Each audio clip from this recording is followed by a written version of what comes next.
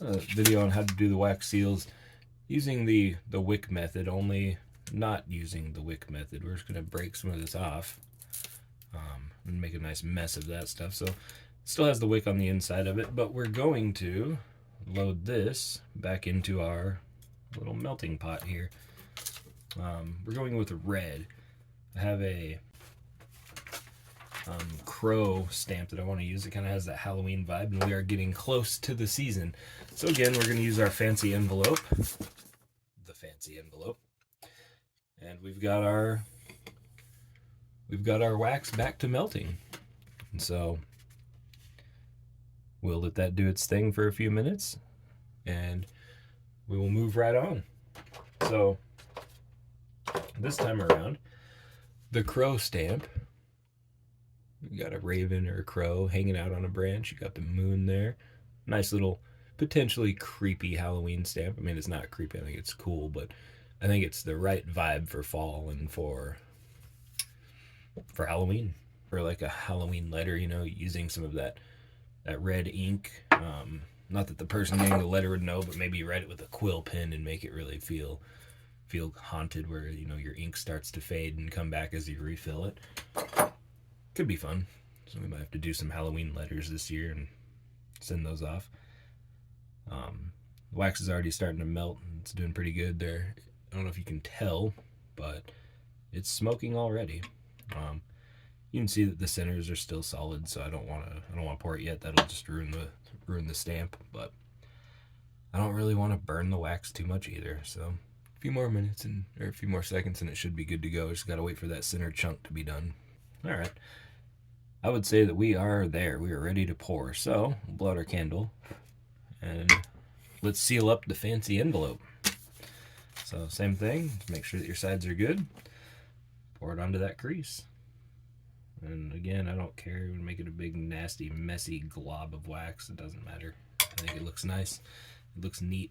We'll take our raven and orient it so that it's right. There we go. All right. And the stamp looks like it, or the wax looks like it's starting to lose some of its glossy texture. So I would say it should be about good. So let's test off. We'll see if we can pull it off. And again, if you're pretty sure it's hard, you can just give it a little gentle tap. You don't want to smush your seal because then it looks bad. But we'll see if we can get that one off too. There we go.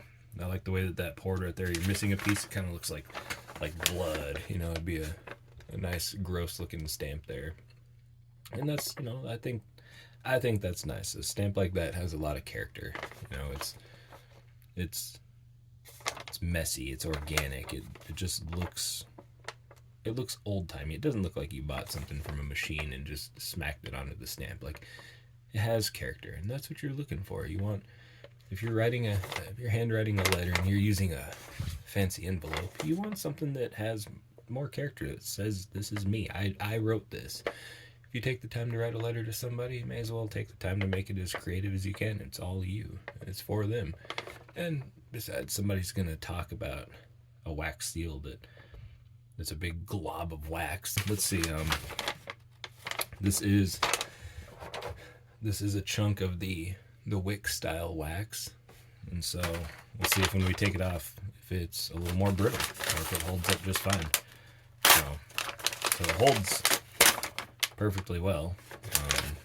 You're not taking that off easily. As far as